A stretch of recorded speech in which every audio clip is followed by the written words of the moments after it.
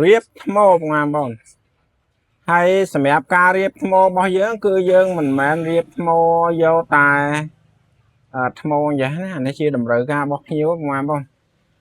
សម្រាប់ថ្មរបស់យើងគឺយើងមានប្រភេទថ្មលីសូមប្រភេទក្របមានក្របធំក្របតូចបងប្អូនគឺយើងមានហើយអានេះគឺភ្ញៀវគាត់កំងបងប្អូនគាត់កំងយកភ្លើង12 វ៉ុលកម្លាំងវា5000 មីលីអាំពែបងប្អូន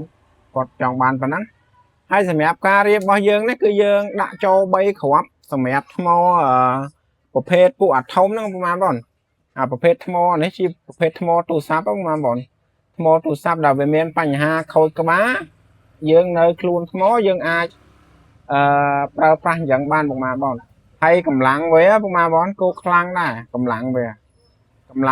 ឡើង5000 មីលីអាំពែជាងណាបងប្អូនតែយើងយកតែ5000ទៅបានណាមិនបាច់យកឲ្យខ្ពស់ពេកទេហើយដល់នេះអញ្ចឹងនេះកម្លាំងវា5020 មីលីអាំពែហើយឥឡូវនេះកម្លាំងវា5000ជាងណាយើងក្រិតយកតែ5000ទៅបានអត់អីយើងធ្វើការគុំវាពុកម៉ែបងប្អូនយើងគុំវាទៅសម្រាប់ពុកម៉ែបងប្អូនតាមតម្រូវការសម្រាប់ពុកម៉ែបងប្អូនមានតម្រូវការជាកម្លាំងមកប្រមាណគឺយើងរៀបតម្រូវតាមហ្នឹងហើយសម្រាប់អានេះគឺវាកម្លាំងទួយមកណាយើងអាចរៀបទៅបាន7 វ៉ុល 7.4 នេះណាហើយសម្រាប់នេះគឺងាយមានណាបងប្អូនអើយណាគឺយើងធ្វើមកគឺយើងទិញថ្មបានល្អដែរថ្មទូរស័ព្ទណាមិនមែនធម្មតាណាថ្មពួកនេះ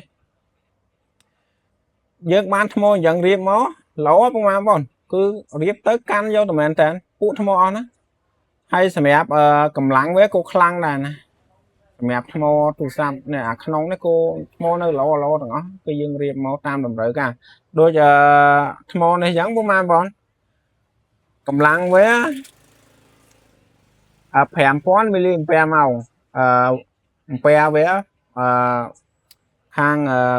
ភ្ញៀវគាត់កំងថាមិនបាច់តម្រូវការអាំពែក៏បានដែរគាត់ប្រើប្រហែលជា 0.2 អាំពែឧបករណ៍គាត់នោះក៏ប៉ុន្តែអានេះវាគាត់បានកម្លាំងពី10 វ៉ុលហើយកម្លាំងមីលីអាំពែម៉ោងវាធំទៀតបងប្អូនហើយសម្រាប់ការរៀបថ្មហ្នឹងក៏យើងរៀបតាមស្តង់ដារដែរត្បិតតែថ្មយើងមើលទៅរបៀបកាយឆ្នៃអីមកអញ្ចឹងមែនក៏ប៉ុន្តែយើងមានការស្រោបការអីត្រឹមត្រូវរបស់យើងដែរបងប្អូនយើងមិនមែនចេះតែធ្វើណាយើងដាក់ថងដាក់អីណាត្បិតតែយើងឆ្នៃហ្នឹងមែនតែយើងរៀបល្អណាស់ហ្នឹងហើយបងប្អូនសម្រាប់វីដេអូមួយនេះគឺមានតែប៉ុណ្្នឹងទេសម្រាប់ការស្រោបថងនេះគឺអត់បាច់ឲ្យបងប្អូនមើលតែអីទេគឺយើងស្រោបតែថងទៅ